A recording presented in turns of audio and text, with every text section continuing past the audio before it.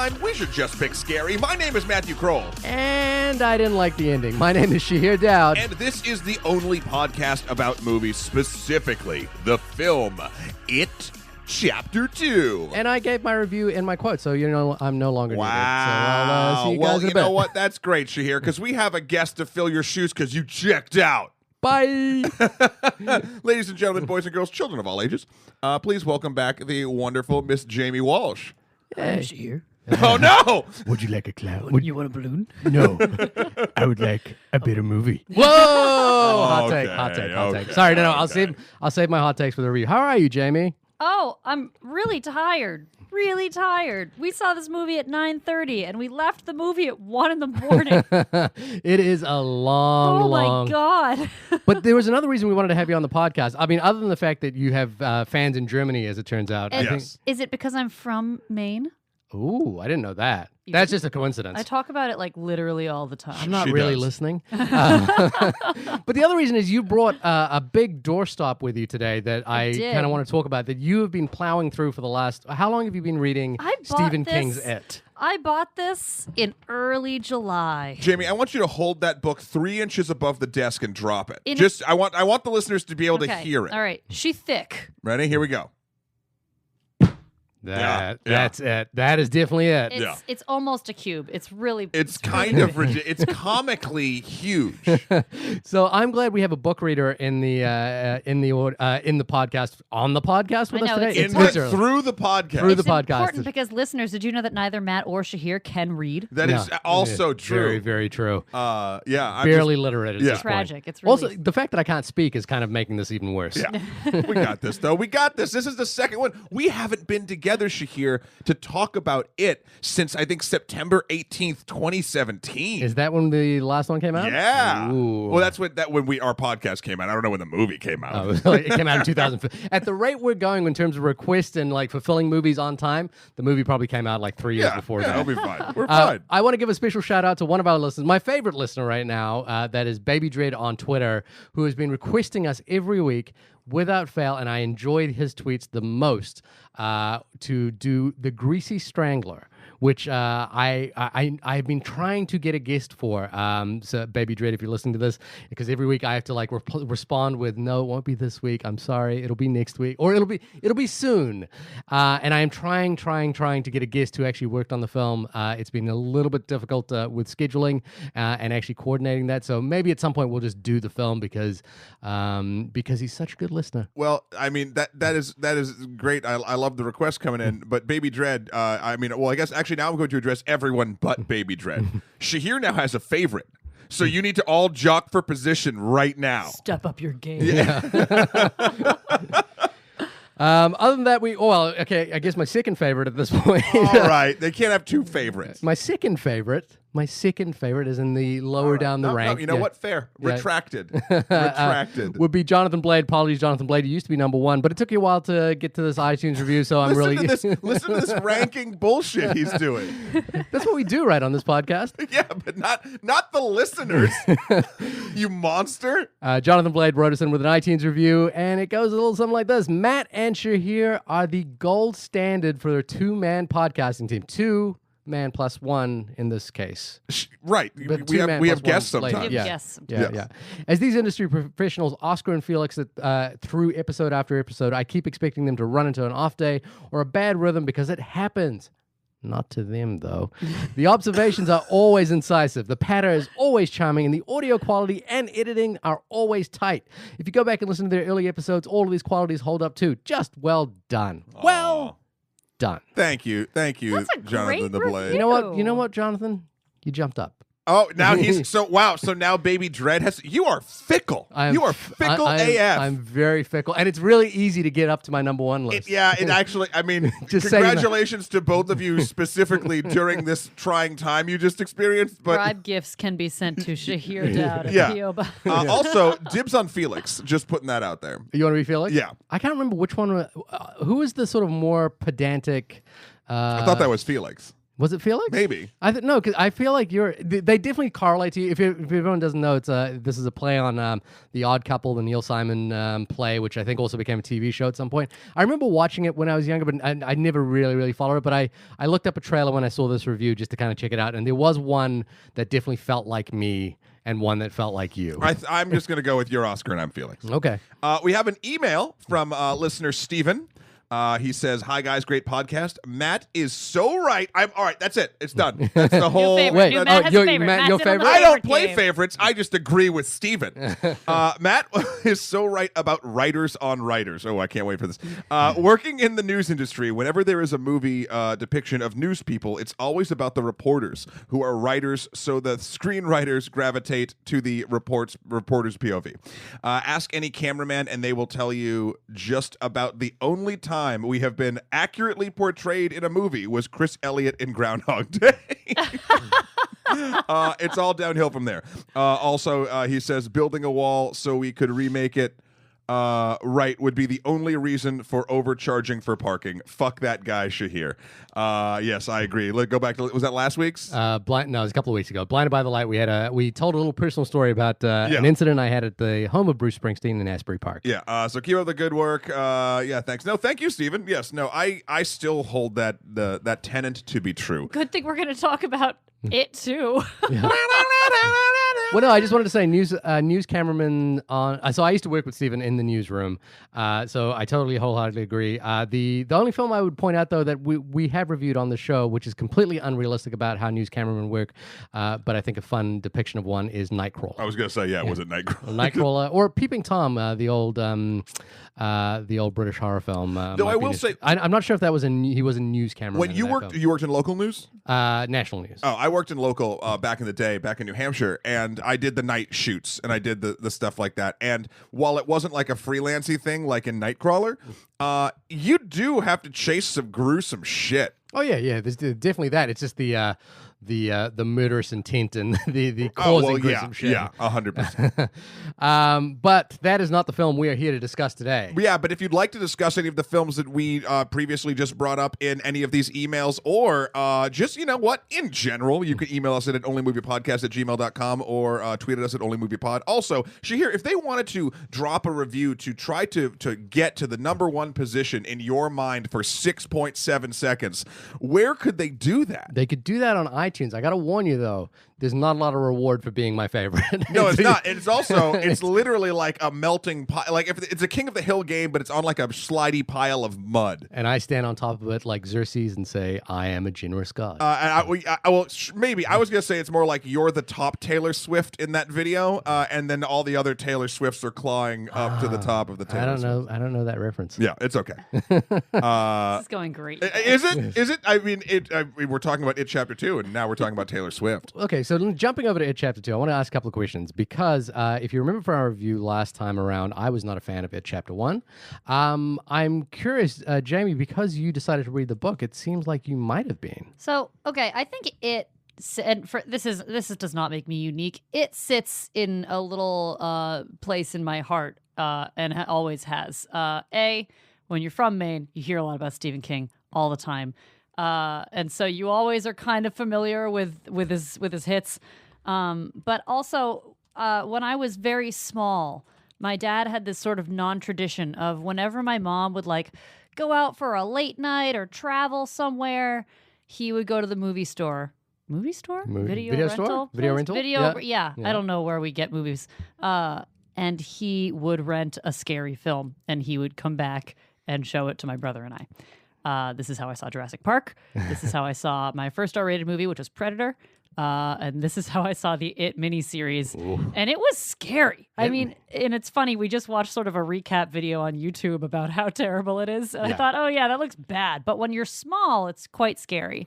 So I've always kind of liked that, and I've always had fun with it. And then I remember when I was like 10, I tried to read it. Yeah. And I got to the point...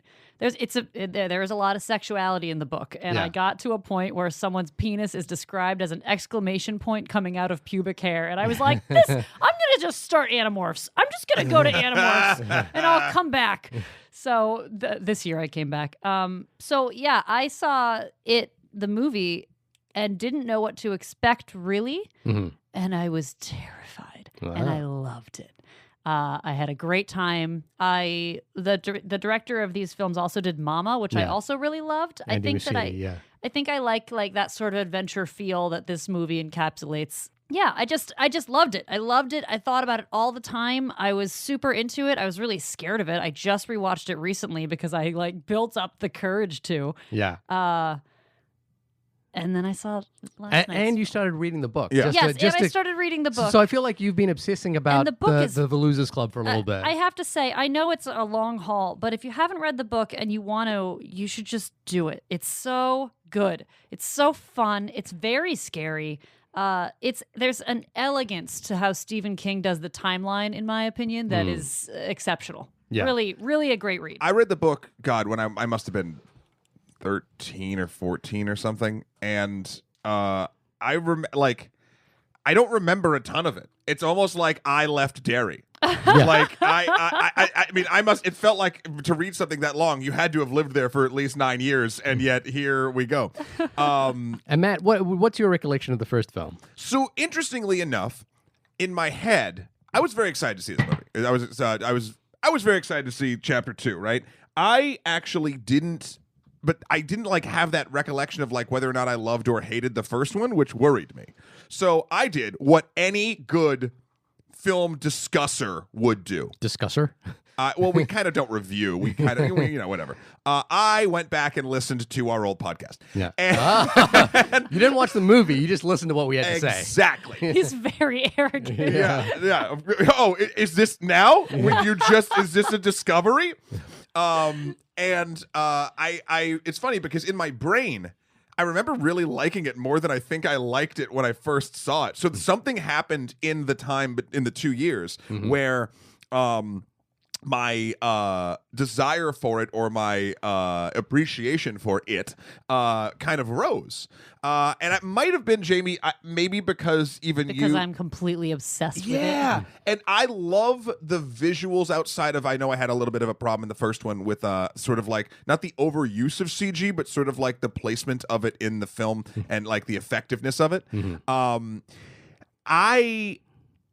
I am in love with the idea of Pennywise and the It character. I think it's fascinating, and I think the first movie, well, this is kind of the problem, even you could go to the John Wicks at this point, but like when you have something fascinating and a little bit mysterious, and then you slowly peel away the layers of it, it gets less interesting, oftentimes. And not to say that this happened entirely in the second chapter, but I remember the first film liking it a lot at this point, even though I don't think I did. I remember there were problems. Counterpoint. Yeah. When you left the theater, you weren't super into it.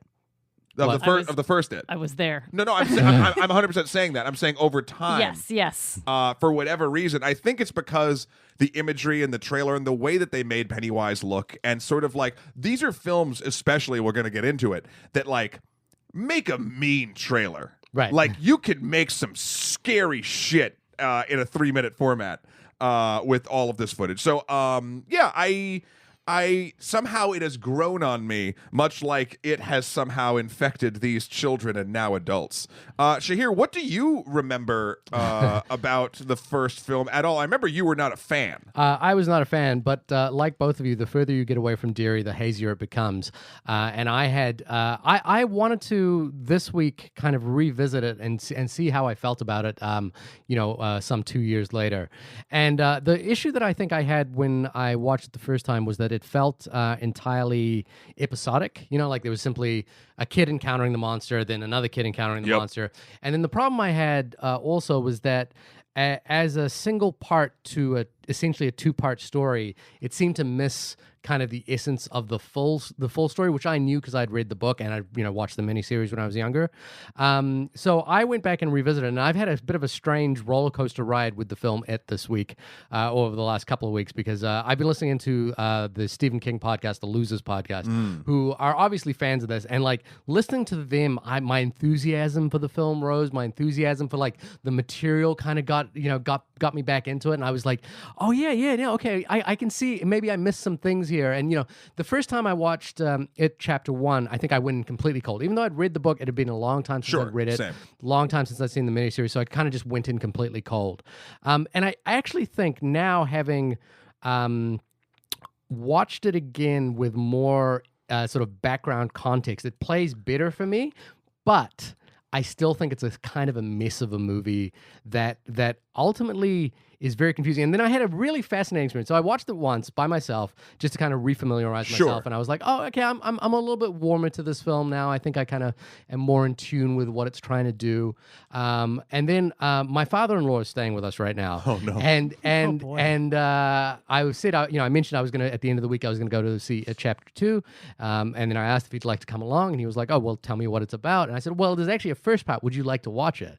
And now my father-in-law, who's a 70-plus gentleman who has no background knowledge, like doesn't remember the miniseries, has not read the book. I was like, oh, this would be interesting. Oh, you did. no. Wow. So I sat him down and we watched the first. So I watched it twice then, but the second time I was watching it from the point of view of someone who has no background information about this whole thing, and it was really interesting to watch, because at the end of it I was like, so what do you think it is? And he was like, I have no idea what this clown is, or what it's about, or what it's trying to do, or why it exists, or what its powers are. He was like, I guess it was kind of scary, but I just don't understand what happened in that movie. And I was like, I think that was that was the reaction I had the first time around watching it as a cold viewer, just going, the power set of this creature doesn't, and the reason it doesn't need explained is because the movie's been truncated in 2. I think the truncation, now that I've watched it a second time around, is actually a good idea, because it manages to condense this book. And I've been catching up on the book through the Losers podcast, and the book is like, as you could probably attest to, is a massive grab bag of ideas. Oh, and everything is a new detail, and a new thought, and a new nuance. It feels like it's one of those rare books, as I recall when I was reading it back in the day, and then listening to the Losers podcast, that the ideas are put on paper as they're considered. Like, it's not a book that feels like it was preconceived with a full structure in place, right? I think I think he did definitely have a full structure. I think that he had a plan. Right. But I think that he fleshed it out so intensely that it's 1,115 pages. And it's just it feels like it's such a again, for Stephen King, it blends the sort of cosmic things that he's interested in, Yes. like in Dreamcatcher or something like that. Dark Tower. Dark Tower, obviously. Well, Dark Tower is kind of a slightly different one, because that is more of a centralization of every idea he's had. Sure, but that also is in a cosmic sort of ethereal sense. It has a cosmic side to it, but I think Dark Tower is kind of unique in his body of work, which is that it's Dark Tower feels like the culmination of everything he's been working on. And yes, but that's the reason why I think But and then at the same time, it's got that sort of like small town Maine kind of feel to it, kind of like Stand By. It feels like Stand By Me was basically an extra, like taking one element of the Losers Club of it and making its own movie out of it. You know what I mean? Yeah, there are shades of each other in the film for sure. Yeah, exactly. So I kind of think it's an unwieldy novel. It's a really unwieldy novel, and the idea to like adapt it, I can understand the rationalization to like pull out just this front half of it and make a movie out of that. Even though I think it kind of, I don't think that was a bad decision. No, I think to that do was a it good that way. decision. Yeah. I have 2 small tangents, but based on things you've both said. Okay.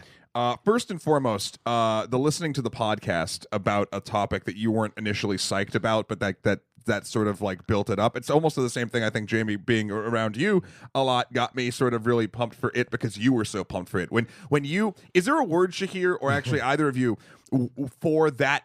I guess emotional vampirism, I guess would what I would call it. Contact high. Kind of. Yeah, it's like a contact high about topic matter or media, because when you are listening or hanging out with a group of people that are psyched about a thing, it is so much easier from a mental gymnastics standpoint to get really pumped about a thing that you might not be able to do normally. And this has happened to me in a lot of different stuff, and depending on the topic, it either sticks or fades, like you moved out of a small Maine town. But like, like I've been in conversations with super charismatic, fun people about sports, and I'm like, ooh, I'm interested in this, and then that fades too. But like when you're listening to I don't know, a podcast perhaps about film, and you might not resonate with the film itself. There is like what I wish there was a good word for that sort of like just all encompassing contact high of enjoyment. I mean, I think it's seeing it from the perspective of, especially in the case of that podcast, which I've started listening to. Thank you, Shahir, for the reference. There's so much information that you suddenly are like, well, I didn't think about this, or you didn't know you're this, immersed and so in it, suddenly then you want to peer at it again, and that's where the interest. And it gives you social value, I think. Like it portrays social value. Here is a group or one person or a group of people that you like, that then value a thing, and then something in your brain and all of our brains is sort of like, oh, this is a valuable thing. I'm gonna think about it again. Like. Is that make I don't know if this would be this feels more like a clinical definition, but I guess contextual enthusiasm.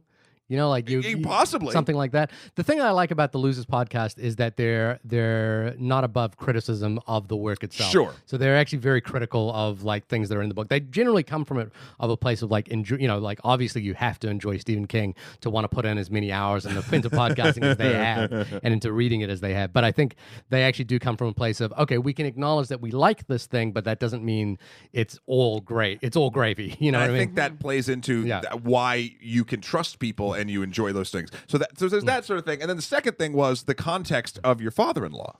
Because what's so interesting? I was thinking about this because first It movie, you have no idea what this thing is or what it can do. Well, I want to respectfully disagree with that point, but I don't want to interrupt you. So keep going, and I'll do it later. Well, you already did, so let's go. Okay, well, sure, there aren't like exact laid out rules in the first movie as to what the monster is technically, but I thought that there was a better perhaps not like clinical, but almost a better logical handle for me on what it was in the first movie. It did explain. I don't think it's unclear. I had no I don't get it. Everything seems understandable. Here's a couple of examples. Like, if you have no idea if you're watching it completely cold, what are deadlights? That bit they didn't put in. But Like they, what? They really didn't explain it in the second movie. No, but like that's just an example. But also like the fact, like to me, the big thing in the first one is the like it kind of and they do reference this in the first film as well. It is kind of like Freddy Krueger in that he can attack you in your mind. Like he is sort of like a psychological creature, and he has this sort of omnipotent magic to him, which he can do. But then in the film, glamour. there's also like a physical component to him, which doesn't really make sense. Like he can appear at will. He manipulates reality. But like he can appear at will in front of you and also affect you. Like he can actually kill you through your mind. But he also has like a physical presence which you can just beat up, and you know what I mean. So like I'm just, like if you're watching it cold, you're like, wait, what? You know what I mean? So the interesting thing that I found with this whole bit of the conversation is the word power set. Like your father-in-law didn't understand really what it could do or what it was, but if you look at like not classic, but like current ghost or poltergeist horror cinema, the power set is pretty similar, but because it's wrapped up in the sense of, oh, it's a ghost or it's a poltergeist or it's a spirit. Right. Contextually, culturally, we can be like, oh yeah, that's what a ghost can do. Right. But I just find that so interesting that like I can totally see the disconnect because it is not a ghost. Yeah. But it's not the power sets. It's like the cultural reference point of what certain mythological creatures can do, and it is a little bit outside of that. He's a glamour. They talk about it in the book. Yeah. Well, he's not. He's an interdimensional being. But they have a discussion about like what this kind of creature is, and they say like he can read your mind and appear as whatever is scary and shapeshift and like do all of the things that it does. And not to sort of get to this point, because I think this was a problem for me, but it was actually clearer in the miniseries, was that the thing that you needed to fight it was belief. Yes. But in the film, they kind of, I think that is underlying what happens, but eventually it turns into like a bit of a fight where they're actually like beating it up, and like it's getting weaker because they're beating it up, and it's like, wait, is that how it works? You know, like and I'm just saying again, my point there is that if you're coming at this completely cold and you're just kind of watching it, it can be like, oh, I did get in the first film, and I promise we're going to get to the second one. I did understand in the first film that the more confident that the kids got, the more they could beat it up. And they do pay that off in the second film in a different way. So, like, I did understand. I was like, oh, it's the power of belief. It's believing that you can do this, and therefore you can do it. Just like its power is believe. If you believe in it, then it can kill you. Well, like, and it's confidence, and it's feeling. I just wrote this down because one big problem I had with the second movie was that it didn't have a true point. But like their weapon against it is not only like belief, but it's also love and community, where it actively kind of isolates the community and shuts it down a little bit, and that's why everyone's so vulnerable. Like they find a family and a brethren in themselves, and that's what keeps them safe, and that's why they have to be together. Well, that's true, but then at the same point, it's actually not, because the way that they beat it, as that we'll talk about at the end, has literally nothing to do with community whatsoever. It literally has to do with making something feel a certain way. Well, but that scene is still about community, you know, and it's even about that them scene not is abandoning not them. about no. The scenes before that are, but the final resolution of how they defeat it, and I don't want to say it yet. Are we talking about the second one or the first We'll one? get. Right now? You know what? Let's you just know move what? on. We're getting a little into the weeds here. What is Let's it? It. Matt, can you read us the synopsis for It Chapter 2? Oh, you know I can. IMDb says that this film is, quote, 27 years later, after the first encounter with the terrifying Pennywise, the Losers Club have grown up and moved away until a devastating phone call brings them back. I don't think the phone call was devastating. Maybe the murder's underneath the phone call. Well, here's the deal. But like, I kind of liked that. I don't think the film did this well, but I like the concept. When they all get the call from the dude who stayed in town, Mike. That's the other. Oh, side note, I don't remember, Can't remember any because they're all like Mike, John, Bill, Frank, Gary. Like it's all these like one Frank syllable, is my favorite character. one syllable names that like sure. When Mike calls them all back, they all have like a PTSD-esque like reaction to it, and they don't know why. I wish they played that up a little. Like they showed all of the reactions. One of them gets into a car wreck. One has CG vomit. Bill Hader's CG vomits Was off it a balcony. CG vomit? Yeah. Oh, it was so. It was pretty CG. Yeah.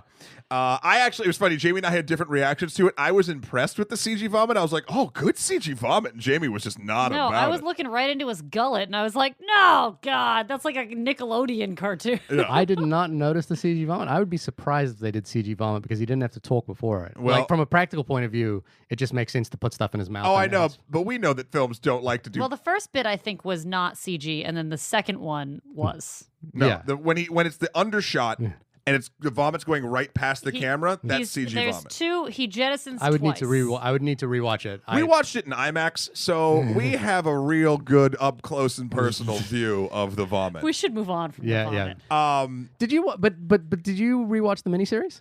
No. Or did you remember the miniseries? No. This was like, it's cliche and comic in the miniseries, that whole sequence, because they would do this like crash zoom every time a character got the call from Mike. so funny. He would like, every character got the call and then they would be like, what? So I was kind of glad they didn't do that, but Right. it's like familiar trope, familiar territory from the first movie, from the first miniseries. I do. This is sort of what I'll say in the beginning of this film. I like because I knew where it was going. I think this movie, especially in the first third, trusts that you know where it's going a little too much. Like the like we see those like horrible reactions of like whatever, and then they get back together, and then it's not quite clear that they don't remember for like a little bit of the conversation. Like no, like everyone so assuredly has to go back. But like then Then they're not sure why. they're not sure why, and they're like, but they never question why they go back until they're already back. And there's just a weird disconnect. And I don't know if it's a script or sort of the way the scenes were played, but like it almost felt like knowledge gained and knowledge lost too quickly. And they don't really. I agree with you. And they don't. The only person that really has a chance to talk about it is Beverly, who has to explain to her central casting abusive husband about why she has to go back, or she can't explain why she has to go Yeah. back. But she doesn't, she's just rushed, and I don't know.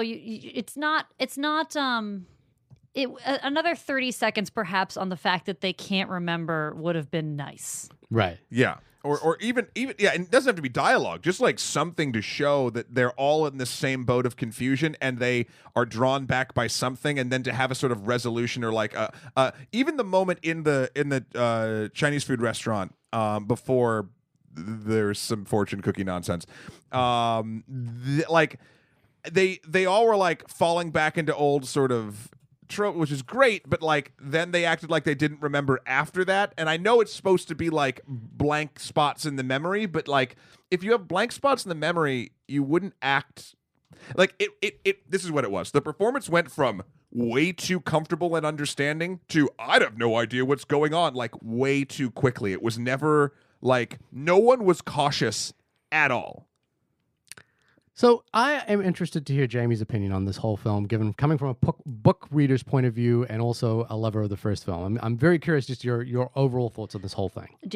Should I just pull the trigger? Pull the trigger. I had a great time watching this film, and that's it. I didn't think it was very good. I think I said this earlier. In the first film, I can tell you what the themes are. I walked out of that resonating with the film, understanding what it was about, getting the point that the writers and directors were trying to get across, and really appreciating it. And this was like about the memification of Pennywise. Like it just didn't. This film should have been about not only reliving trauma, but understanding it and growing from it.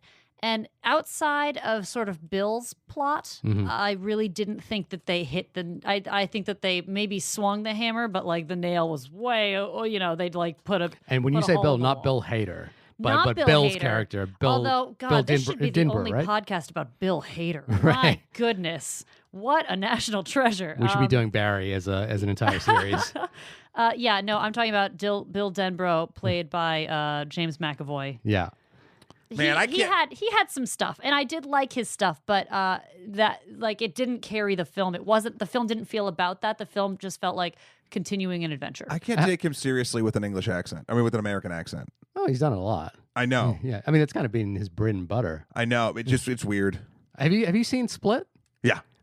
He's amazing Yes, in he is Split. great in He's phenomenal in Split. From a book to film translation, how do you think the adaptation actually went? I mean, I think that the first one was great, but I don't know. The first one also took a little more time, and it's funny because going into it, I was like, geez, we're going to lose a lot of stuff, you know? There's just so much in this book that you cannot put in.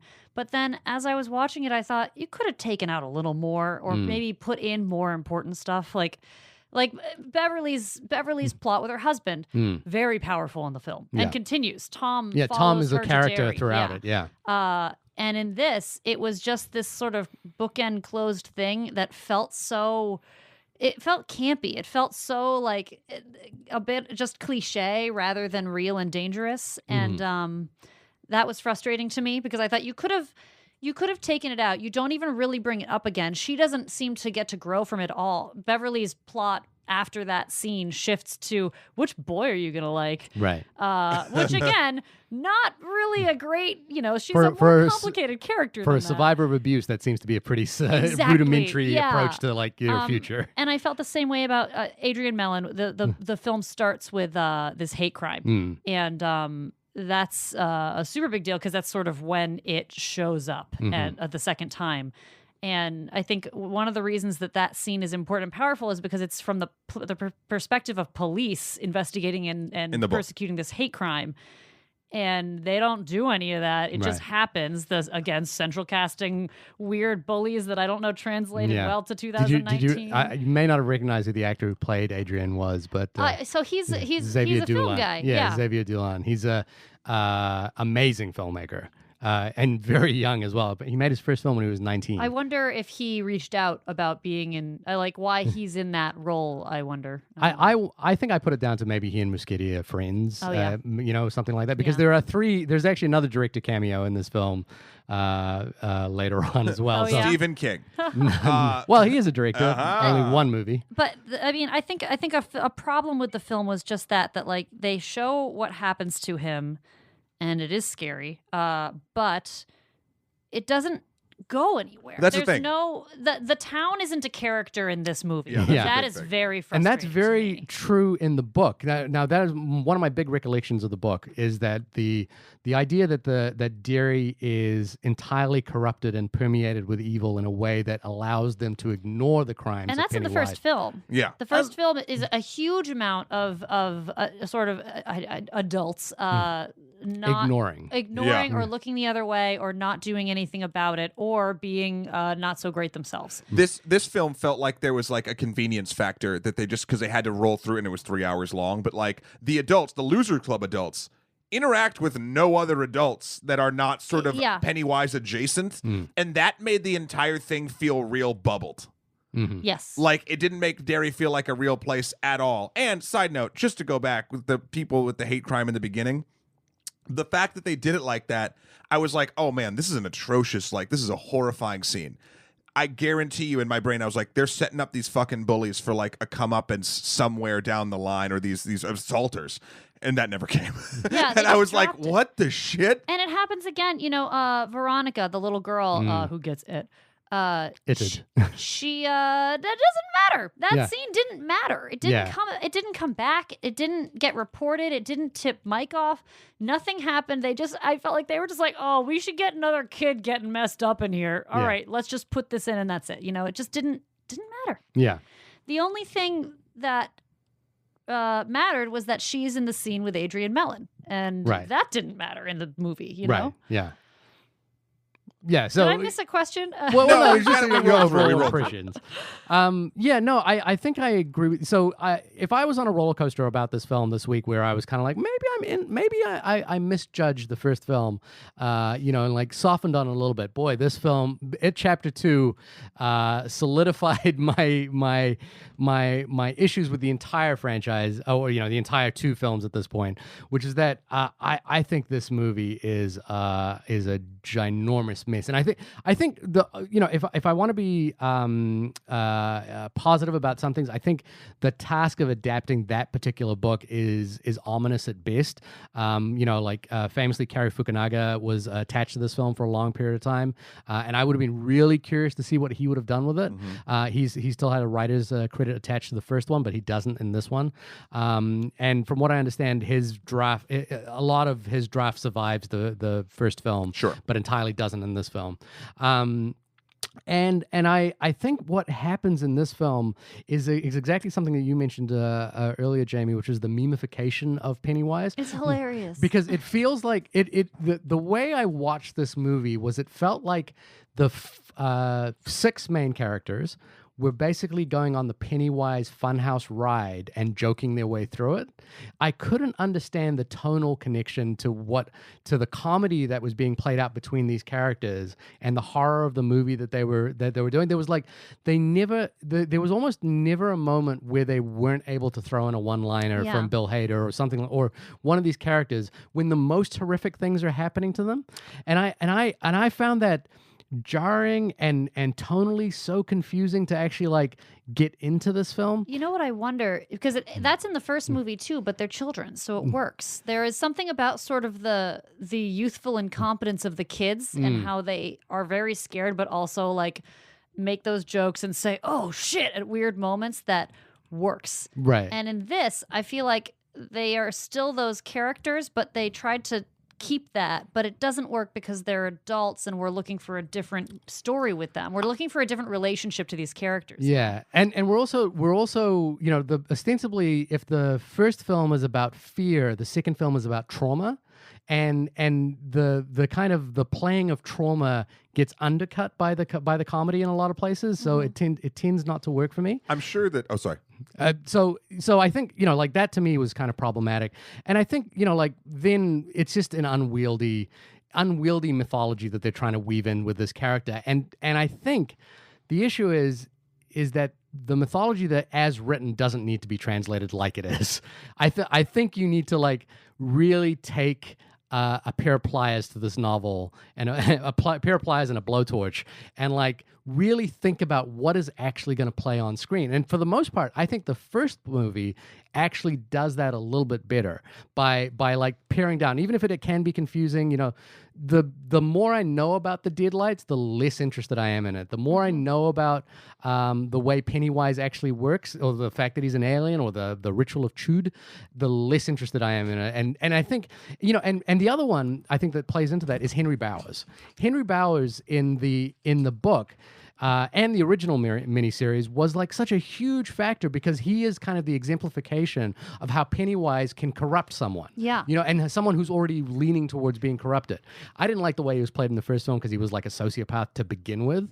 But in this one, he's entirely redundant. You know, like he's there for no real purpose. Yeah, I mean, he's dangerous, but they just kind of take care of it, you know. Yeah. It doesn't really go anywhere. Well, Yeah.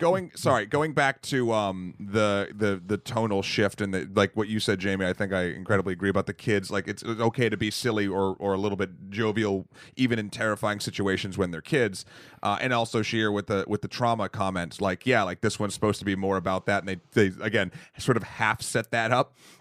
I think it felt like this was a direction given to these actors to be like, don't forget, you're going to sort of regress back to being these kids now that you're back in town. Mm-hmm. That's what it felt like, though I don't think it worked. Let's be very clear about what this film is. This film is not a horror movie whatsoever. No, it has horrifying things in it.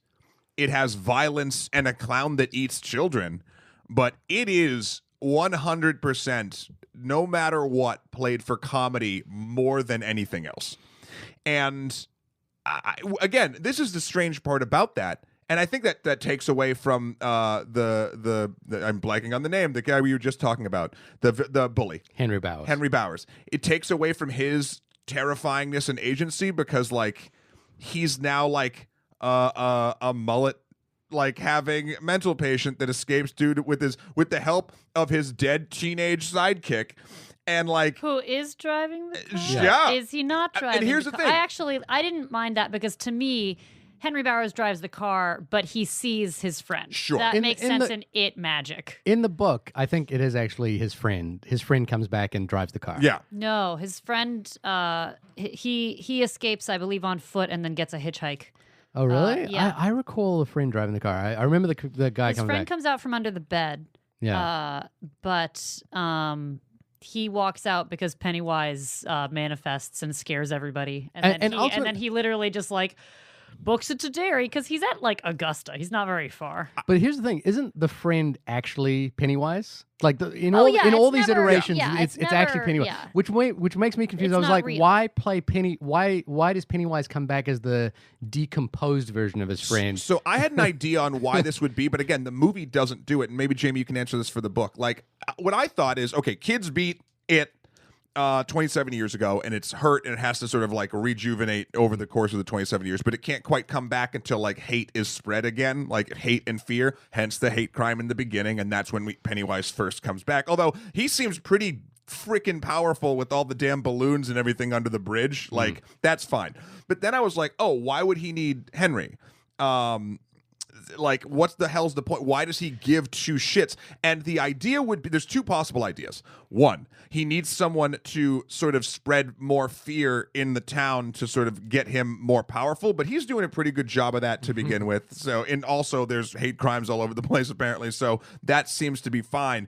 And then two, he's doing it as a vindictive thing to the kids. Like he's trying to like be like, remember this fucking terror that terrified you as a kid, this real thing, that's why it befriends him and sort of sends him forward. But if that's the case, the movie doesn't like the kids don't give a shit about this guy. Like No, they they don't recognize even know him he's they there. hate him. They make fun of his They're just mullet. like, whatever. Yeah. Like, and so like he's not scary, and therefore I don't know why there's even screen time in this film. I understand why in the book, Yeah. but in this film is perfunctory at best.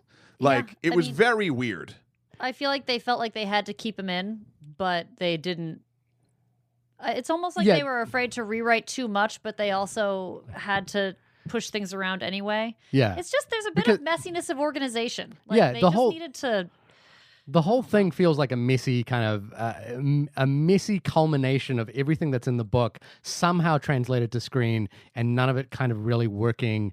And I think the thing is in the book, a lot of the imagery around Pennywise when he's when it's the deadlights, when he's the spider and stuff, is kind of suggested but not really explicit because they talk about this isn't his true form, but you couldn't really imagine what his true form is. So this is the only way that you as humans could imagine what the true form is. And Pennywise himself, I think there's actually one moment that I quite liked visually in this film, which I think explained a little bit of how Pennywise worked, which was that the deadlights are essentially projecting Pennywise into reality. Yeah. And there's a moment in this film where Pennywise opens his like giant claw mouth, and then you see that there's a hole behind his head, and that is where the deadlights are projecting through. Yeah. And I thought that was actually kind of a neat visualization of that really difficult concept that King kind of tries to explain, which is that you can't really see what the deadlights are. And I like this idea that he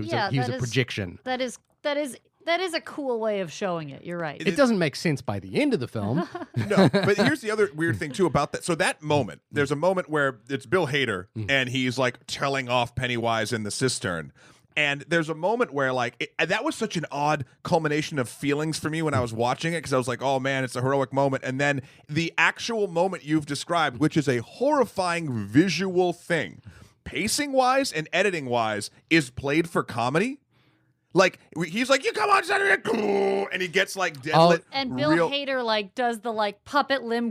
He's so funny. It's terrible. And because that's the thing where it's coming through the mouth and whatever, and you're seeing this thing, but you just had an amazingly comically timed cutout of a joke, and so you're like, and I knew I was liking what I saw, but I had every emotion canceled itself out, and I was just sort of and I'm neutral. It was real weird. Although, well, I didn't feel neutral. I did feel it was like a fun jumble of things. I guess I had fun. It was fun to watch the movie. This is the odd thing for me. I 100% agree. I can tear this thing apart quite easily, but I will say that I enjoyed it was a long movie. I never looked at my watch. And I really enjoyed watching it despite, and you know what it might be? You brought something up. Oh, Shahir, I forget exactly what it was, but it made me think of the Fast and the Furious-fication of sort of genre film. Oh, you mean the memification of Pennywise? Right. So let's I think actually, to be fair, Jamie coined that. Right. So, but So Fast and the Furious was a street racing movie, right? It just, I'm not sure if I'm going to get somewhere with this, but just follow me down this rabbit hole. It was a standardized sort of street racing movie that was style, but it was grounded in reality, and you kind of understood, what genre it fell into. And now, I mean, holy shit, it's this weird action comedy that's basically a G.I. Joe cartoon, right? And sort of mainstream going movie culture has gotten used to the idea of sort of oh, it's not a horror, or it's not an action, or it's not a comedy. It's all these things. It's mashed sort of everything together. So this thing feels like a homogenization. Is that the right word? An amalgamation. Of sort of a bunch of different types of films that this could be. And rather than select one and trust in it, it just stirred the pot of action horror comedy way more than the first one did. I think the actual issue for me is slightly different to that, which is that I agree that there is a sort of hodgepodge of genres that are basically going in here, which makes it tonally very messy. Yeah. To have the child being killed at the beginning, which is horrific, and the hate crime horrific, but then to play the rest of the film as comedic is just tonally very, and to not tie them together. Yeah, tonally very, because you know how it would tie together. This is a spoiler for the very end, but at the very end they realize that in order to defeat it, they have to make it feel small. Essentially, they have to bully it down. They have to affect its self-esteem. Affect its self-esteem. But I would have loved if their humor was the way they did that. You know, because Yeah. then that would have made sense for what the rest of the film was. But it wasn't. They just kept going, "You're a motherfucking clown," and I was like, "That's it? That's all you got? You guys have been like bitter bantering And that's- the entire movie." It's kind of it's more effectively what they do, especially as youths in the book. Stanley Uris, who I think as a child is severely undercut as a character in the movie. Right, Like, yeah. He's a great character in the book. He's very distinctly different, and he has one of the best sort of like thematic internal monologues, which is that, you know, he is very resistant to the idea of stopping it. He really doesn't want to do it. But it's not just that he's scared. It talks about, and actually my friend is a horror novelist, Spencer Hughes, and he just did a YouTube lecture on this. He says it's not just that it was scary, it's that its existence offended him. Right. The nature of something out of reason was offensive to your idea of existence, and so how could you exist and this exist at the same time, because it turns everything that you believe false. Well, let's put a pin in Stanley Uris, because I want to come back to his note. My point, my point there though is that when Stanley is a child, he has a more detailed encounter with it, in which he's trapped in a water tower, and there's like zombies coming at him, and there's water, and it's very scary. And he's a bird watcher, and he recites. He something gets into his head that he just starts screaming the names of the birds he knows. Yeah. And he can tell that it's working, and he eventually gets out of the water tower by pushing against that. And which actually I liked in the movie. There's bird thematic puzzles, bird references everywhere.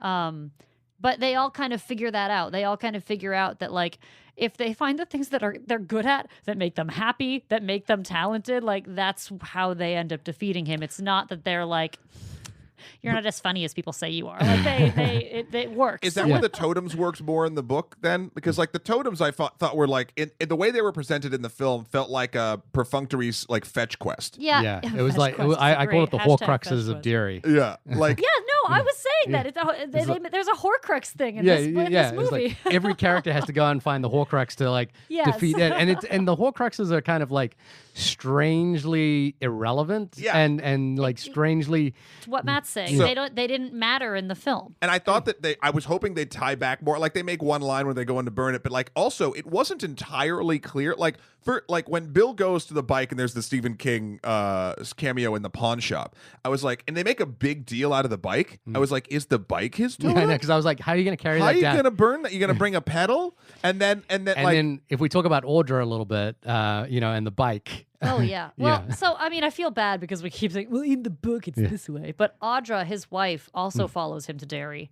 And, too many characters. No, she's really interesting. She's a great... I really like the Audra plot. I bet you the plot is great. I'm saying, like, in a film like this, I see why they cut out, but it does make things feel like they're gone because they are. Not necessarily. The thing is, Audra and Tom's story plays better than Henry Bowers' story would have in this film. Yes. Like, if you think about what Henry Bowers is doing in this film, imagine that there are two other characters that are doing the same thing. Yeah. And that's what makes that sort of trifecta of three people that are converging that essentially have nothing to do with the Losers Club, except for Henry Bowers. That's what makes that interesting, is that these other characters are converging on it, and Pennywise kind of seizes upon them. The thing I wanted to come back to just really quickly is that the problem I had is not necessarily the sort of amalgamation of tone and comedy. It's the issue. There's one scene where basically the film does a callback to the first movie, and I watched that scene feeling like, oh, what you think is happening is that we all think that the first movie is so iconic that a callback at this point is going to make us cheer. Is it the Bill Hader line? It is the Bill Hader line. Yeah, and that was. Wait, when was? I don't even remember this. When he's like, Richie, why don't you say what you said the last time? Yeah. Richie's like, good thing we're not measuring dicks. Yeah. And that's a funny line from the first movie. But yeah, why would they remember why that would one they throw-off line when Richie is constantly saying shit? It's and that's the really point. That rubbed you both the wrong way? And then he says, let's go kill the fucking clown. Because it makes it seem like, again, that these are characters that are going through the It ride, as opposed to these characters having lived through the first film. It was like classic sequel goof. Yeah, it's like why is the rum always it's like it's basically doing the callback to like I'll Be Back, or doing the martini shaken not stirred. Here's the deal with that though. If the rest of the movie didn't play in the exact same tone, I would be like, yeah, that's out of place. No.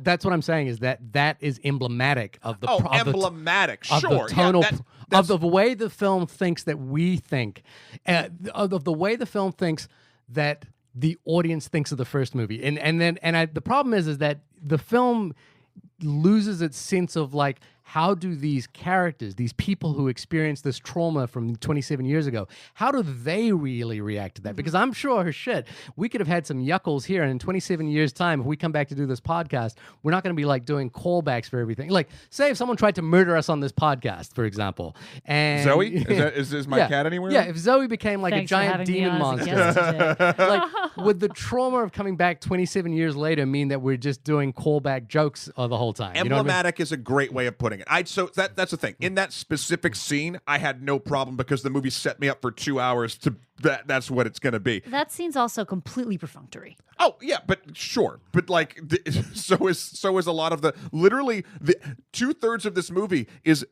going back and having Pennywise encounters when they split up to go find their Horcruxes. That is either a flashback from when they were kids and they kind of got into a fight or something after the incident, because and adulthood. Like the whole thing is sort of perfunctory and kind of sloppy because they want to show you more it scares. They're memifying Pennywise in a weird way, but I think that is a great way. It's the culmination of what sort or the representation of what is wrong. Emblematic is a great word with sort of what works, what doesn't work in the film. However, that moment, again, this is the weird part about this, because the movie set me up and put me on these tracks for this ride. I was like, cool. Like again, I had a tough time. It was long and painful for me to watch, and it was dull with no surprises, and I think there were no surprises. There was no surprise, and it was long and dull for me. This is a movie which should scare you and actually genuinely terrify you, and then undercut maybe just one or two moments with comedy so that those those are the moments you remember. But this is every moment is like that, and nothing is scary. And I agree. Scene that I was truly frightened because, and Matt will tell you, I cover my eyes at jump scares because I'm a big baby. The only scene that I thought was effectively really frightening and strong and powerful was the Funhouse boy incident. That I thought was good, but I think it's well executed. Yes. Like I like this is the other thing that I sort of had forgotten about the first one is how slick it is. Like that is a slick movie, slickly made movie. I think I missed the DP of that, which was Chung Hung Chung, the Korean DP, who I think gave everything a little bit of sort of internal depth, like in terms of lighting wise, where I felt this film felt a little bit flatter. Different DP? Is a different DP. This yeah, time you could tell. Yeah. Well, and didn't a friend of yours say there's no grittiness to? I said that. Oh, you said. I'm sorry. I'm a friend of me. I've got a friend in me. I want to point out. Sorry, Jamie, I interrupted. No. I was just gonna reiterate. I want to. This week on the AV Club, A.A. Dowd, who's one of the editors for the AV Club, wrote a really fascinating article about what it meant to him as he was reading it growing up, and he talks a lot about how it was a place he could sort of invest in because it allowed him to live through the trauma he was experiencing in real life in interesting ways. Like he was able to reflect upon the way in which Derry, for example, had these terrible adults while he was dealing with, in his life, terrible adults and alcoholism and that sort of thing. But he's a film critic as well, and he wrote this about the actual adaptation. Plenty got lost in the translation from page to screen, but the most damaging deviation in Andy Muschietti's movies is also the most understandable.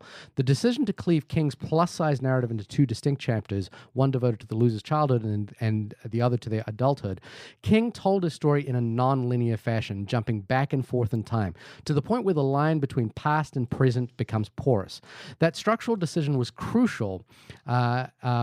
It was King using the very form of his novel to say, you may be done with the past, but the past isn't done with you. And in a way, what's the difference between them? However logical and profitable it was to retell it in a mostly chronological order, Chapter 2 does restore some of the cross-cutting, I can't accept this approach. It betrays the very spirit of the work. And you having just read the book, does that kind of ring true to you, the way the book... It does, and what a wonderful blurb. That's so well put.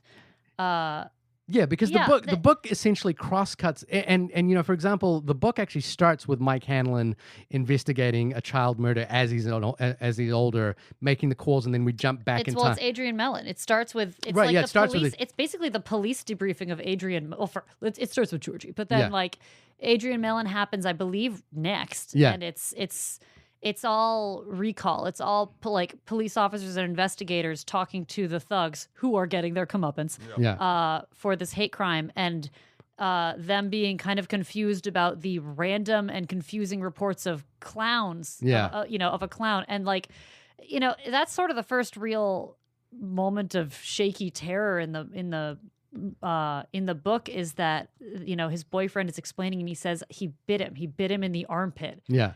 And I liked that they kept that detail in. But when it happened in the movie, I thought it's still not as scary as when I read it. No, and I think, you know, like what he says in terms of betraying the spirit of the book itself, which is the idea that you know, it's a line that Mike Hanlon says during the ritual of chud, which the way he says chud is also we appropriated the end of the whole movie. Yeah, the line that he says where you know, the past and present have to become one is what the book is really about. You know, like it's these characters because porous, he uses the word porous in there, and it's great because it's true. There's such a flip, like within a sentence. The you can be in a flip in the book. I think this film kind of does a little bit of that when they're revisiting the past. Essentially, if you could take the structure of this film and place it on the tone of the first film, you might have something, but you're probably gonna have to make it like 3 or 4 hours. They definitely did not do that, and they should have. There was a part in the ritual, which first and foremost, I know this is kind of a bit of a Stephen King trope, but like Native American mythology turned into horror tropes is I do a little bit of an eye roll sort of going through that, because it's like, ooh, here's something we don't understand. Well, like, I think that there is something to it. It just felt awkward and a little inappropriate. I don't know. But beyond that, there was a moment when they're doing the ritual and then like it fails, right? And they're mad at Mike because this is what I didn't understand. So in the Native American ritual, to complete it, they all have to die. Is that what we are led to believe based on the flashback of props? They so rushed through that last part where maybe Mike Hanlon led them into a trap, but it doesn't matter. And then maybe he set a fire. Like and then why did it's called a they cruised so quickly through that last 20 minutes of the film. You know what it felt like? I felt like we were supposed to take something else from it, and maybe they edited it out, but it doesn't work as well. And again, I hate to do the in the book thing, but in the book thing, they're not just shouting "Deadlights be gone" or whatever. What is the thing that they were shouting? Darkness, light to darkness. Turn light to darkness. They have to do like this metaphysical, cosmic, intercelestial battle between with the wills of it, and essentially, you know, the thing where they reduce it down to nothing by bullying it into its size down to nothing is something that happens cosmically in the book, right? Like, because the ritual of Chud, you know, he has to actually go into the cosmic realm where it actually lives, and this all has to do with Maturin, right? The turtle. Yeah, the turtle. The turtle, who sounds like he could have been voiced by Jeff Bridges. Yeah, I was disappointed there was no turtle. It's true, well, and they reference the turtle a lot. There's a lot of turtle motifs. But hey, in chapter 2, reference the turtle, you cowards. Mike also the only book club about chapter 2. Well, Mike actually says like he was given Maturin by the Native American people, as this sort of like hallucinogen. So I do want to. I think more defend Stephen King than I want to defend the movie for a moment with the use of Native American reference. There actually in Maine is an urban legend, which I'm sure is not urban, I guess, but I'm sure it's grounded in some fact that there were logging colonies, 1 or 2, that established themselves in Maine in the woods and disappeared. Right. Gone, like a group of people gone. Did they form a pet cemetery? Well, they all, I mean, I think the idea is that there was indigenous tribes that we didn't know about. And the spooky thing is that people think like, well, Maine has so much wilderness still. Like there are towns that are just geographical points. They don't have names. That those tribes could still be out there. Right. I think that in that sense, you do have a folklore in Maine that is attached to things we don't know about the potential indigenous tribes there. Sure, but again, but this movie didn't do any of that very well. yeah. No, I think, And maybe that wasn't the point, but I don't know. Yeah. I can see his source material, and I can see it just get warped to something that I'm like, I didn't really like that. The end of this movie and the way the end of this story is presented, which again I don't remember the book too much, but I do remember. I mean, even what you've all described sounds like a better sort of full ending. But again, how do you film that? I don't know. But hell, they made Fury Road; they can do anything. This felt like a D&D campaign that was like carefully planned, and then the players just bungled it the entire way through. Like, all right, we got these Horcruxes, cool. Then the thing, oh, you didn't do that. And then like Mike knew that there was going to be a ritual that like they were all going to get killed, but that doesn't matter. And oh shit, wait a minute. Now we have to pretend like we have to get into this cave because it's too big, and then we have to make it small by going into that cave, but we can't make it to that cave. So oh shit, how else can we make it small? Oh, we're going to tell it it's a There's clown. a passage you have to yeah. And I'm like, I was just like, this just felt to me like a DM reacting to players fucking up and having to be like, well, I have to end this story. Yeah. So, okay, what if? Like, and doing it sort of like that. It felt not great. But again, this is the weird part. I didn't not like it. I think it could. I mean, we've all illustrated ways it could be incredibly more effective in various aspects or angles or emotional tones of what it was doing. But why don't we like say some things we liked? So for whatever reason, Shahir's going to have Do a it, problem. So Shahir. we're going to go first. I really, you know what? This time around, and maybe it was a tonal thing. It could actually have to do with the cinematography, Shahir. I didn't mind the CG here. I felt like the CG in the first one felt a little out of place with the, I guess, visual feel or tone of what they were doing. But here, I was like, maybe because it was more prevalent, or maybe because the way it was shot lent itself, or the lighting sort of was matched better. But I liked it a lot. For all of the memification of Pennywise, I liked seeing more Pennywise. That's why I was kind of there. I also think that specific actors did very well. Jessica Chastain, I think, did great with what she was offered to do. Also, the guy who did play Ben, Jay Ryan? Yeah, I thought New Zealander? Yeah, I thought he was. Oh, is he New Zealander? He's a New He was Zealander. surprisingly like. At first, I was like, okay, but like he really grew on me. Bill Hader again was in a. Not a different movie because it was this movie. But I feel like he showed up, made a different movie, and then maybe they had to make the movie around. Yeah, but like I liked him. Yeah. And I you know what, to be honest, I did like the visualization of the set pieces, like the bigger ones, like the Paul Bunyan.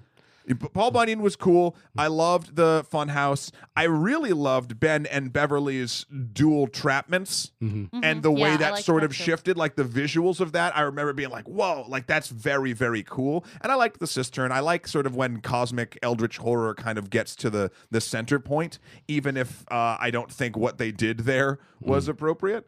I don't know, Jamie, what else did you like about it? The first ringing thing that comes up in my brain, and I don't know that I left the movie thinking of it as much, and I think I owe it to the performances of Bill Hader and James Ransom. Yeah, James Ransom. Who Super did a cool. wonderful job as adult Eddie. Yeah. There is and I don't know that there is a hint that it is homosexuality in Bill Hader's character. I would almost just say that it's perhaps homosocial.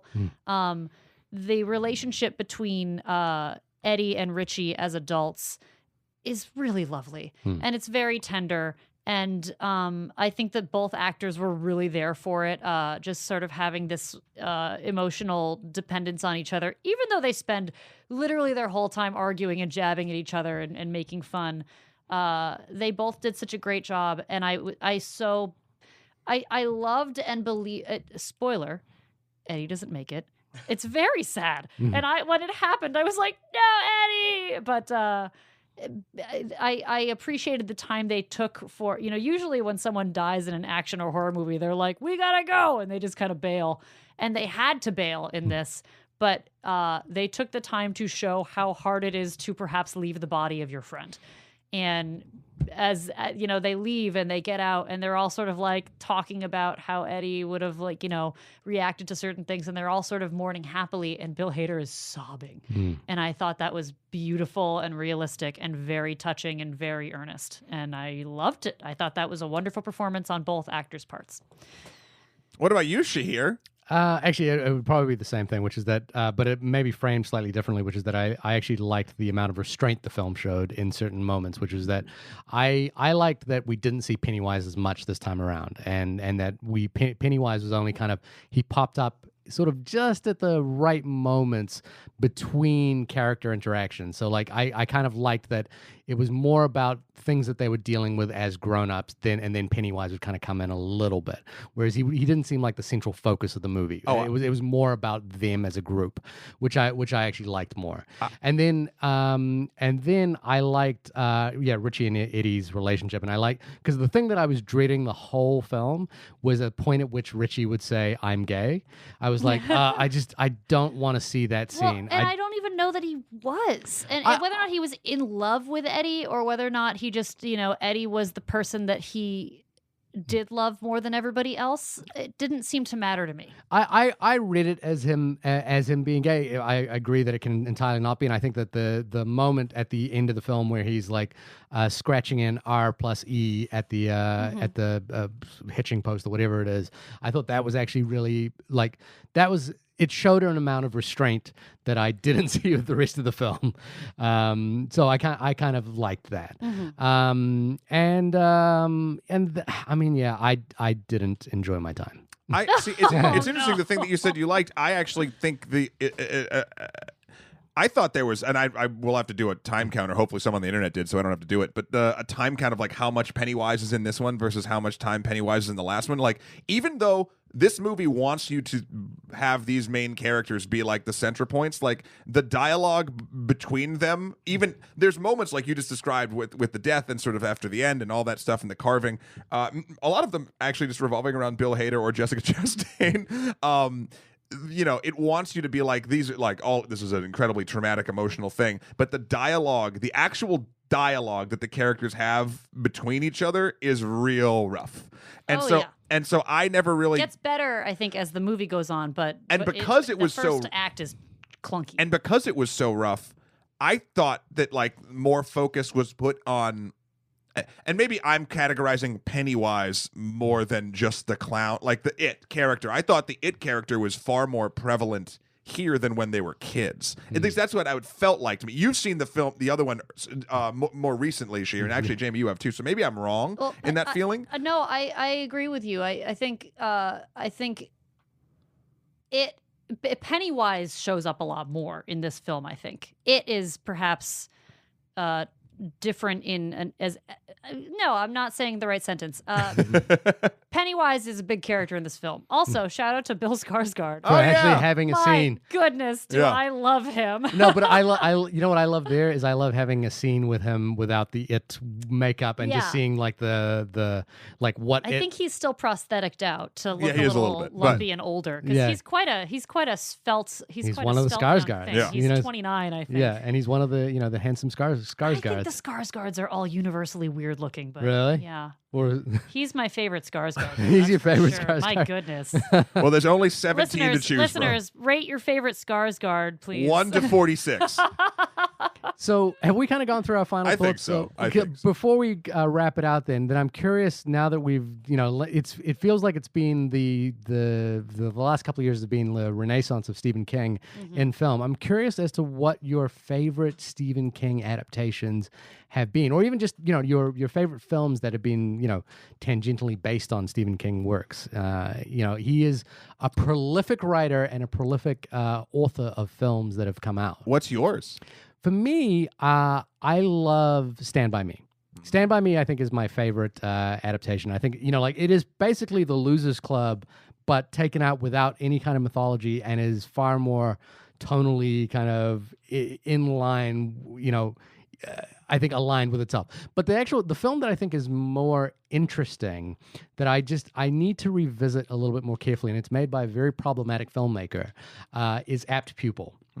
Apt People, I recall just being, I think, a great example of what King is really fascinated with, which is how does evil permeate itself from one person to the next. And I think, Apt People is a film that really gets to the heart of that. If this is all examples of what I'm really interested in with Stephen King, it's not scary boogeymen or cosmological horror. It's like the way evil kind of permeates people. I think Stand By Me does a lot of what it does way better. Like Kiefer Sutherland's character is essentially Henry Bowers in it, but way more interesting and complex and fascinating to actually watch and believable as well. And I think Stand By Me, whereas it, I think is an iconic story that everybody everybody we know knows it. Yeah. Stand By Me sort of holds an equivalent relevance in but legitimately so. Like it's not it's different. It's not the same genre, and so we see different things in it. And I think it holds a more contemporary hand. I'm excited to see what Mike Flanagan does with Dr. Sleep, which is the follow-up to The Shining. Because he did, Mike Flanagan did The Haunting of Hill House, and he did Gerald's Game, which I thought was really good. Haunting of the Netflix The one Netflix show. Yeah. You didn't like that? Oh, no. Well, so I didn't finish it. Whoa. Which, I hate when people are like, I didn't like it, but I only said 10 minutes. Yeah. But I'm doing that right now. I just didn't care for it. I thought it was like, whatever you think of it, whatever. Mike Flanagan is awesome, and I'm Okay. very curious to see what he does with Dr. Sleep. How about you? I think The Shining. Yeah. Straight up, it's probably honorable mention Children of the Corn. Only because I remember as a kid being more scared of the concept than actually seeing them. But like I have a weird pseudo relationship with Children of the Corn. Also, honorable mention The Running Man. Yep. Richard Bachman. Yeah. I'm curious with The Shining. The Shining is the one that Stephen King himself has rejected outright. I know. And he famously redid the series as a mini series, and it was horrible. Yeah. So I'm like because that's the one that I think a lot of people point to as a good example of what maybe should have happened here, which was that Kubrick kind of took a blowtorch to the book and just pulled out the elements that he thought was interesting. Hey, listen, sometimes you have to be able to kill your darlings and let other people take some stuff that you did that's great and possibly make it greater in a different medium. And all artists, myself included, would reject that probably outright because we think we are the alpha and omega of all things, but the truth is we are not. And there'll always be someone that can take your amazing idea and make it better. And that's sad, but kind of neat. So I think it's neat. I think it's cool. What about you, Jamie? Well, I have two, and I think that whereas your wheelhouse is distinctly not in the bizarre monster world of Stephen King, where the boogeyman is real. I'm into that. Yeah. So Pet Sematary, the original, not the one that just came out, is one of my favorite scary movies. My brother and I would try to watch it like over and over again, and we couldn't get past like the scene with Zelda, who was just a sick person for a really long time. It Right, just the was sister, frightening. right? Yeah. And John Lithgow has this wonderful like up north accent. Yeah, and, yeah. That's really Is John Lithgow? He's it's not John Lithgow. No, in the Oh, original. No, excuse me. John No, Lithgow's in the new it's one. not. Yeah, sorry. It's the guy who played Herman Munster. Yeah, is, yeah. that character. I love it when he says the ground's gone sour. Yeah. Oh, he's wonderful. The- Again, very Native American. I was going to say, wasn't that the themology. But more than that, And that actually, could be very problematic now. If I rewatched it right now, I might say, "Oh boy!" But I thought that was a very powerfully frightening movie. And then to slightly contrast that, Misery is Yeah. exceptional. Yeah. Book and film, Yeah. wonderful. And quick and simple. There are some monsters that you might not want to open, but Misery is fairly fast and just a wonderful psychological thriller. Again, I don't mind Stephen King writing about writers because he tends to not just be like, I'm a writer and I can save the world. It's often about writers being like, fuck reviews. Yeah. He has more humanism in his writer characters, but that's a wonderful book, and it's so well done and so frightening for such real reasons. He doesn't revel in writers saving the world, but his writers still save the world. They're the protagonists, but usually they're not saving the world. They're just escaping from their, I think own. they saved the world from Pennywise. You know what movie I liked that I don't know that anyone ever talks about is 1408. Yeah. Another writer one. Yeah, yeah. another writer. I hotel. loved that. Yeah, that gets a little Not bit cosmic favorite. as well, right? Yes, Yeah. but it's fun. I love, he just sets the room on fire is how he gets out, and Yeah. the room is roaring, and he sits there and says, "Oh, shut the fuck up." But see, I mean, this is the thing. I think Stephen King has actually, he's been more important to cinema than most filmmakers have been in terms of the adaptation of his Yeah. I work. think so, and a genre that I think gets undercut a lot for being. People seem to think that horror can be an empty genre, Well, I mean, and I think that he proves the Yeah. opposite, that it's quite full and quite rich and Well, full of stories and truth and good things. but also I think the thing that's interesting is that his films cross genres quite a bit, and like probably the one that we haven't mentioned that is often, that probably I think you could make an argument for being the best adaptation of his work is The Shawshank Redemption. Yeah. And like, it's completely not a horror film at all, although it has horrific elements in it, and has a lot of elements that, I guess this is the thing that I got excited about with Stephen King and revisiting the Losers Club this week, that podcast, is like seeing the connections between everything he writes, like the gray water in It, and in Shawshank Redemption, the character crawling through the sewers for like miles and miles, yeah. and like it's just seeing all these connections at work in his play, and it's obviously because he's just so prolific and he's just writing all the and time. I think that everybody has to use. I borrow this term from Matt all the time. Wheelhouse. His wheelhouse is distinct of the things that resonate with him, and because he writes so much, they obviously come up again, but they always work. Yeah. We talked briefly last night at like 2:30 in the morning about the idea of connecting and multiverse and putting all your films together in one thing. Yeah. And actually, the podcast that you're referring to, the Losers Club, talks about this. As they were annoyed by the fact that like people are now trying to kind of interconnect all of their films. It is a bit of a modern marketing thing, I think, Yeah, 'cause brought on by Marvel, Sure. but. I don't know. Something I don't feel about like how Stephen King does it is more referential, so I don't mind it. It's also it's referencing the fact that he's just the single author of a lot of this work. Yes. And I think there's something about the Dark Tower, this phallic song, where it's sort of out of his body, and he's talking about it as though he's channeling these stories. It's not that he is the creator and like having to wrangle them. It's that they're coming to him, and he's just got to find a way to get it out. You know what else I've heard about Stephen King? Super nice guy. Yeah. Well, very political, and also he's still got that thing where you can option his short stories for $1. Which is Oh nice. yeah, oh, that's great. Yeah, he's still got a list of them that apparently you can just write in And take them. and take them. Well, that's thank you, Stephen King, for your work. This has been the only podcast about It Chapter 2, the fantabulous memification of Pennywise the Clown. Jamie, when you are not watching a Birds of Prey poorly cut trailer right before a film that lasted until 2 a.m., where can folks find you? That's all I'm ever doing. You can find me on Instagram at JimJam_Walsh for some fun artwork. It's Fashion Week right now, so you'll be seeing a lot of sort of fashion-y sketches, but there'll definitely be a Pennywise coming up, I think, soon, because it can't get out of my head. I hope in a designer gown. Yes, probably. I really want to see Sexy Pennywise. You know what? We're doing it. Doing Sexy Pennywise? Yeah, I'm going to draw sexy Pennywise. Follow me. I'm desperate. And I think I'm on Twitter at the same. I have like 40 followers. It's not very productive. Well, one day we will climb you up. Thank you so much for coming on the show, by the way. Oh, thanks for having me. Shahir, when you are not...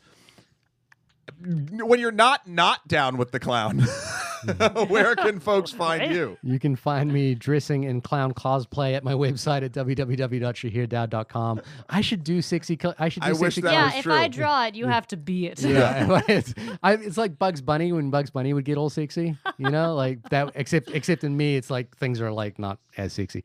Matt, when you, Okay, Garth. Matt, when you are, what are you doing? You're enjoying things that you appreciate aren't good. When you are enjoying things that you appreciate aren't good, where can people find you? You can find me sticking wholeheartedly to that exact brand at matthewkrol.com for my life and works. Also Skeletor, the number 4 PREZ on Instagram and PSN, and Emperor MSK on Twitter. Also, please go check out our good works going on over at Extra Credits. We we're doing for mythology. We're doing the Old Testament next, which is very, very fun. I'm looking forward to putting that out. And also, we have a couple episodes. We're doing the Inca Empire as well, which is very good in extra history. And if you want to, it's something I didn't bring up in this episode. There were 3 very big cameos in It Chapter 2. Okay. So listeners, if you could tell us what they are, we will give you the fantastic prize of being my favorite listener for the week. Until he reads the next Until I read correct the answer. next one. Yeah. Email us in at onlymoviepodcast@gmail.com. These are 3 film-related cameos. We mentioned one on this. I think we might have mentioned 2, but I don't want to ruin it. Yeah, we did mention the second So one, what's but the- we yeah. were talking about that person a I lot have anyway. no fucking idea. But who there the were third three is, so- three big cameos. Well, I guess big if you know films in this film. Biggish. So please email us in at onlymoviepodcast or tweet us those cameos at onlymoviepod on Twitter. We'll hear you. You'll hear us. Someone will hear everything that's going on next week. Bye, everyone. Bye. Bye. Goodbye.